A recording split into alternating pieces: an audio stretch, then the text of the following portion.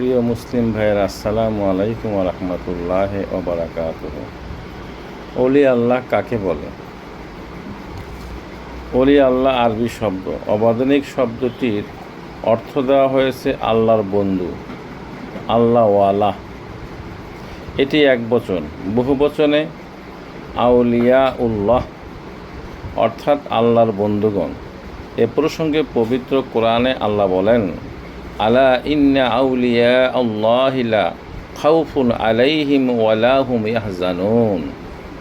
জেনে রেখো, আল্লাহর বন্ধুদের কোনো ভয় নেই এবং তারা দুঃখিত হবে না। সূরা ইউনুস আয়াত নম্বর ৬২। আরজ করা হলো, ইয়া রাসূলুল্লাহ, ওলি আল্লাহ কারা? ওলি আল্লাহগণ কারা? তিনি বললেন, যাদেরকে দেখলে আল্লাহর কথা স্মরণ হয় তথা আল্লাহর প্রেমের ফায়েজ পাওয়া যায়। তাফসিরে দুরে মনসুর 11 খণ্ড, পৃষ্ঠা নম্বর 370। আলহামদুলিল্লাহ।